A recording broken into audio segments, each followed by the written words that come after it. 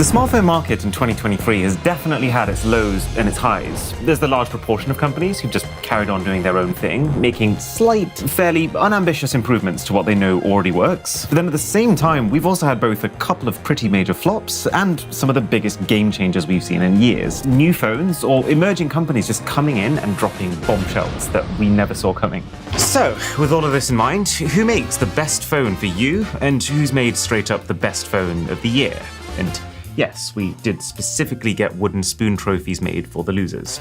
You'll see who's written here very shortly. Okay, let's start with foldables, because this is one of those markets where I do genuinely believe we have just witnessed a game changer. I mean, Samsung has basically been the winner by default for the last 5 years, being the only company to actually make a top-tier foldable that's also globally available. And yeah, they are making good phones, but you can also definitely sense the complacency with how quickly the company's foldables went from the future of computing with their first entry to here's a 4% better camera than the last foldable. And also just how long it's taken them to fix some of the fundamental issues with foldables, like the crease. For the longest time, Samsung has needed competition, and just now, I'd say they finally got it, in the form the OnePlus Open. It has a more competitive price, better cameras, nicer construction, it's got longer battery life, and most importantly, unique software that really makes the big screen useful. It's the first ever foldable to actually compete with the Samsung, and in my opinion, genuinely just straight up come out on top. And thanks to OnePlus also being part of the same company as Oppo, they've managed to use both companies' distribution networks to do that, while also overcoming the hurdle that most foldables have failed at, making it internationally available. And that is why I'm giving it the award for Best Foldable of 2023. And if anyone from OnePlus is watching this, just ping us if you want it, because last year every single company collected theirs, except for Apple. The shakeups continue as we now go on to the best compact phone. For a few years now, I've been consistently giving this award to one company, Asus. They make this line of phones called the Zen phones, which are basically flagship specifications, but bottled up into a body that's a good 25% smaller. But this time round, while the latest Zenfone 10, it is still a good phone, it has had a price increase from 700 euros to 800 euros, and very little has been upgraded for it. It moves it to a tier where it's basically competing directly with the likes of Samsung's flagships, and I just don't feel quite like the camera tuning or the software support is close to this level. So what are your other options? Well, I've actually played around quite a lot with this base Galaxy S23. I think this phone looks good, I think it performs well, it's a really great size, and the cameras are a lot better than the specs make them seem, thanks to Samsung's tuning. So it's a very close second. But then who takes it? Well, I genuinely think the best compact phone of 2023 belongs to none other than Sony, with the Xperia 5 Mark V. The thing is really high spec, it's got cameras that, so long as you're willing to put a bit of time into learning how to properly use, have a really high ceiling. What I particularly appreciate is that its battery life is way longer than the Samsung's. Like, it will literally still be on 30% by the time the Samsung runs out. And also, the ratio. The tall, narrow ratio of this phone makes it feel way smaller than it actually is. This is comfy. What you won't get is 4 full years of software upgrades like you do with the Samsung, but what you will get is a headphone jack, plus top-shelf audio quality, a micro SD card slot, and even a physical camera button, which is pretty fun. And this leads on quite smoothly into the best battery category, because to be honest, it is so good here that you could well just call it the Xperia 5 Mark V again and leave it at that. But I'm instead going to hand it to a different Sony phone, the Xperia 10 Mark V. Simply because it keeps up one-to-one with the battery life of the 5 Mark V, but instead of being a $1,000 phone, it's a $400 phone. Now obviously other parts of the phone are scaled back because of that, like the camera's a bit weaker and the screen's a bit weaker, but it's just the fact that you can have this option for insane battery life both in the flagship configuration and also in the mid-range configuration, that is something that I want to see more of. And yes, the naming convention is incredibly poor. You should never have a situation where the 10 Mark V is lower end than the 5 Mark V. And you really shouldn't be calling phones 5 Mark V in the first place. But the products speak for themselves, so good job, Sony. This one's yours. And on the subject of less major companies who are managing to both keep up and sometimes even outdo the big players, I think it's time we talk about the most improved phone of the year. Because it's not from Apple or Samsung. The big players, as a very general rule, they're in a position where they're already making great phones that are selling in large quantities. So they're in a position where they don't really need to or particularly want to mix things up very much. But do you know who really did? Genuinely? Motorola. And I know it's kind of weird to treat Motorola like a small player, given that they're the makers of, still to this date, one of the best-selling phones of all time, but that time is not now. The companies felt like they were past their peak and kind of ready to dip out of the market at any point for years now. That's how I felt, until I saw and used the Motorola Edge 30 Ultra. It's got a 144Hz refresh rate OLED screen, it's got a 200 megapixel camera, a high-end Snapdragon chip, 125-watt turbocharging, the list goes on. But see, this is what I would also call the company's first ever Ultra phone. And that's normally red flags all around, because truth be told, it's very hard to compete with the software support and the camera tuning and the battery optimization that companies like Samsung offer at that flagship price point. But I think Motorola is well aware of this, and what makes this such an interesting option is that they've priced the Edge 30 Ultra accordingly. While with most flagship phones you'd be expected to pay $1,000 to $1,200 for this, you can quite easily find it for $700, sometimes less. And that very much brings it into the picture. So the most improved award goes to this unexpected champ. If Motorola can now just sort their camera image processing, they could kill it. All right, so now, just before we bring this together and we pick the best overall phones for budget, mid-range, and flagship, let's talk best gaming phone, best camera. So I can definitely feel the winds of change when it comes to gaming on a smartphone. It felt like the concept was massive in the early smartphone days, fueled by novelty. Then it petered out for a long time because, well, mobile game companies realized they could earn more profit making games like this instead of making games like this. But that feels like it's changing. Now that phones are reaching that critical mass of power to actually just be able to straight up play console games, it all of a sudden becomes very easy to bring actually good quality titles to phones, because those games have already been made for other platforms. All of this is to say that there's a pretty strong case for gaming phones right now, and if you're in the market for one, I would say there's 3 top contenders. The Red Magic 8S Pro, which almost makes too much sense in a lot of ways, because you're essentially getting the most densely spec'd phone possible for an upper mid-range price. It's just missing a few quality of life features like water resistance and wireless charging, but mostly this whole invisible selfie camera thing. While it looks cool, it really does look cool, it performs absolutely terribly. And so that leaves us with Asus. Asus makes 2 gaming phones. They make the ROG Phone 7 and the ROG Phone 7 Ultimate. Both with top shelf performance, both with stupendous battery life, and also both with an ecosystem of accessories that genuinely makes them feel like a lot more than just a phone that can game. And you would think, well, if you're going to go that extreme, you might as well just go all in on the Ultimate. But this is one of the few cases where that's not the case. The Ultimate is over $200 more expensive than the base phone for little things, like a little vent at the back that opens to let air inside the phone, and a second OLED rear display. It's very cool, but it's just like the last thing that I'd want to be wasting my battery on. Which leads us to Gaming Phone of the Year, the Asus ROG Phone 7. But if I had to guess the single question that I get asked the most about phones these days, it's not about gaming phones or compact phones or battery phones, it's this: which phone currently has the best camera? It feels like that's become the platform on which all of these companies are competing now. Thanks, Milo. Well, the boring answer is it's subjective. I know people who are really attached to iPhone cameras. I know people who swear by Samsung cameras. I know people who are still using Huawei's because they insist that that takes photos in the way that they most like. So me saying that one of them is just outright the best for you is a bit like me saying blue is better than orange, as true as that may be.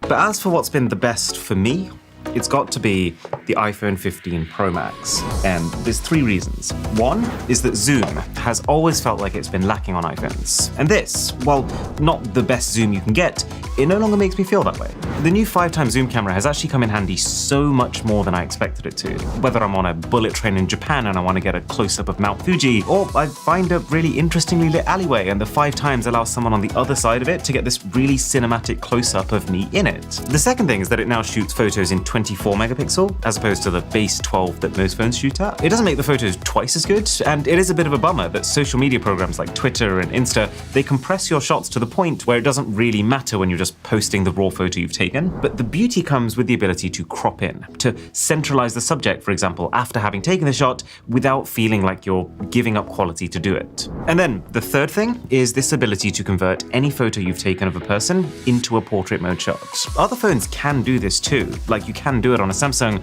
but from my experience, it's not as good as it is here. And I use this so much now. Pretty much every photo I've taken of me that I'm proud of, I'll test adding in the portrait effect, and 80% of the time I keep it on. And if you're enjoying this video, then a lot of effort goes into testing every single phone on this table, so a sub to the channel would be rewarding. So when it comes to budget phones, the things that I tend to look for are actually very different to those of more expensive offerings. You know how we talk about this idea nowadays that specs don't matter, that everything's a software battle? And while that is very true at the upper end, on the lower end, specs are often the limiting factor. You need a certain level of hardware for the software to just be able to run with it. And so while with more expensive phones, I tend to weight things like user experience and level of bloatware and camera image processing, on the cheaper end, you basically just want to get as much good core hardware in place as possible. And there's one phone that I feel like has picked the best things to prioritize here: the Poco X5 Pro. Things like the chipset, the Snapdragon 778G, which is really good for both performance and battery life. Things like the screen, which honestly, for anyone but the most hardcore techies, will most likely feel flagship. Even the camera is a very respectable 108 megapixel sensor that if someone handed to me and said, use this instead of your iPhone 15 Pro or your Samsung Galaxy S23 Ultra camera for a few weeks, I would have no real issue with it, because I know that with a very little bit of editing, I can get very close to the best phones out there. This is one thing that Xiaomi and their spin-off brands, Redmi and Poco, they do it right. But as you start to creep up to the mid-range category, you can be a little fussier.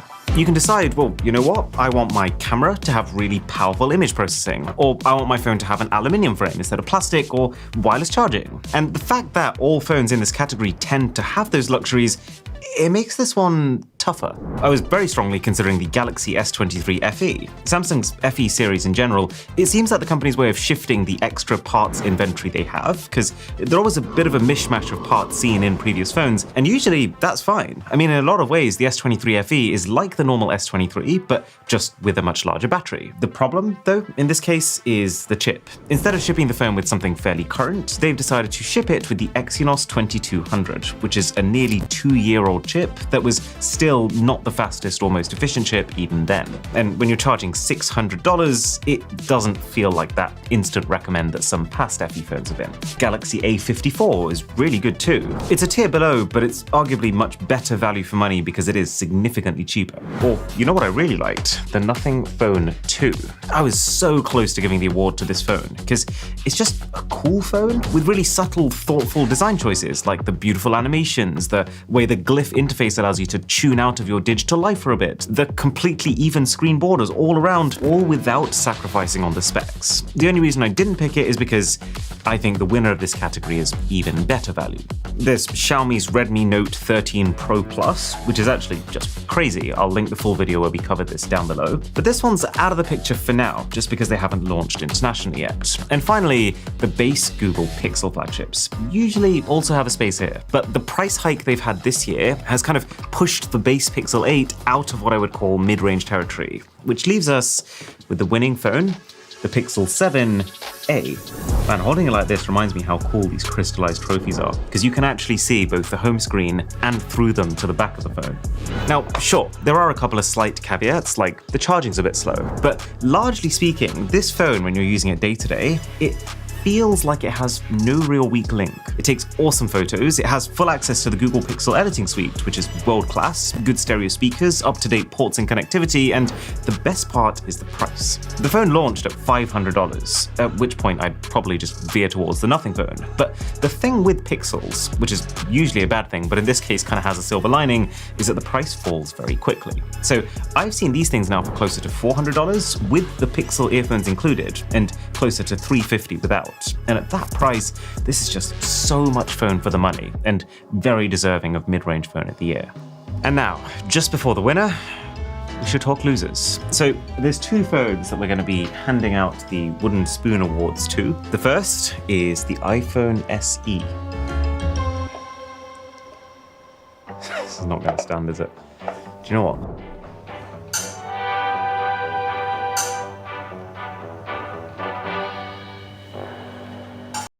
And while this phone wasn't technically launched this year, the way Apple works, it's still very much part of their current lineup. Like, it hasn't been replaced, and it's still being sold for that full-fat $429 price point that it launched at. It's got an older chipset, a weaker camera, very poor screen and battery.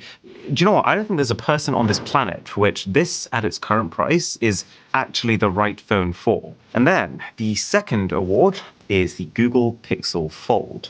And I should be clear here, I'm glad that Google entered this space, and the Pixel Fold, it also does do some really good, useful, innovative things on the software end. But the hardware? It's just not it. Like when you pull up what Samsung's current foldables look like, or the OnePlus Open, this genuinely looks like some shelved prototype from 5 years ago that got accidentally released. Like those bezels and that crease for this price is quite disappointing. I think this phone exists more as a proof of concept, a way to show other Android makers how to make foldable software, as opposed to a consumer product that's actually competitive and viable. It just doesn't sit quite right with me that for the price of one of these, you can literally get yourself like 6.5 Poco X5 Pros. Anyways, this is what you've been waiting for. What is the best flagship phone? Phone of the year 2023. Well, there's a lot of good ones. There's the Samsung S23 series, Xiaomi 13 series, there's the iPhone 15s, the Vivo phones, which always have awesome cameras, the Oppo Find X6, the Sony phones, the OnePlus flagships, which, while not the trailblazers they used to be, have fallen into a nice niche of affordable quality flagship. The issue we're having though, goodness, this is heavy, is that so many of the Chinese companies, they have struggled to break into the Western markets, to the point where some of them now, they're actively pulling out and actually trying to get one in a way that doesn't involve just eBaying it and potentially losing your warranty. It's starting to become a bit of a chore. Like, obviously there's the whole Huawei situation, and for most people those phones are completely off the table, but also now Vivo are really hard to get. Oppo, their latest flagship, loved this phone. I think it's so stylish and the camera was awesome. They had, unlike last year's, no European launch. This is China only. And the other day I was even looking up Xiaomi. We covered their 13 Ultra earlier this year, and I loved that phone. But does the UK store actually sell it? No. You can buy the 13, you can buy the 13 Pro, you can't actually buy the Ultra, because I guess they just decided it wasn't worth it for them to release it here. But then it gets even more difficult, because as a tech person, I'm fully aware that a couple of months ago, this company announced their next-gen Xiaomi 14 series of phones. But because the Western markets have been such a challenge for them, they've developed this sort of dual launch strategy, where China gets it at one point, and then the Western market gets it 4 months later. And so in the UK and many parts of the world, Xiaomi genuinely acts like this next-gen 14 does not exist. Whereas me knowing the 14 exists and having seen the potential improvements it can bring, would find it quite strange to now recommend you buy the 13. What I'm trying to get to is that in Western markets at least, it kind of feels like the number of viable options are drying up. And what you're left with if you actually want a full warranty and you want to buy a phone from a company that actually has a physical presence is Apple, Samsung, and in some places, the Google Pixel. Now, while that is sad, since I do think companies like Xiaomi and Vivo and Huawei are driving a lot of the hardware innovation right now, it's also not like we're missing all the best options, because honestly, the Samsung Galaxy S23 Ultra is, for the most part, a masterclass. It's probably the biggest box ticker to ever exist. You want lots of cameras and lots of good cameras? Check. You want a top-of-the-line screen? Check. You want continuous software support? Check. You want to be able to customize it to your heart's content? Check. Honestly, I've only just recently delved into the Samsung Good Lock suite of apps, and the options it gives you are genuinely staggering. My only complaint is the graininess that you can get in video as you start to get into lower light. But even with that, I do think the S23 Ultra does enough right to earn itself the title of Smartphone of the Year. But it doesn't sit there on its own. There's one more phone. It's the iPhone 15 Pro Max. Also deserves to share this position. Mostly for the camera improvements we talked about earlier. I literally notice them every single time I hit that shutter button. But also the better battery versus the 14 and the USB-C, which gives me one less cable to worry about. And before you think about switching phone, I want to show you why I recommend you switch your browser to Opera. Now, this is a sponsor, but Opera has basically said to me, we have no requirements. Just tell people what you legitimately think. So here's the crux of it. Every time I open the Opera browser, I feel like I have a co-pilot working with me. In a metaphorical sense, in that it's got the tools to be able to make it work around you. Like, for example, it's got collapsible tab islands if you want to be ultra organized. But then even if you want to use none of that fanciness, you can customize it to a level where you can make it the most beautiful, streamlined browser there is. But then this Copilot exists in a very literal sense, with Opera's own Aria AI baked inside. You want a summary of the web page you're on? That's like 2 clicks away. You want to be able to ask it a quick question and not have to Google it and then scrub through articles? It's right there. And I know, it can seem like a massive faff to shift over browsers, but Opera can literally import your old browser settings in like a minute. So link in the description below to get it now.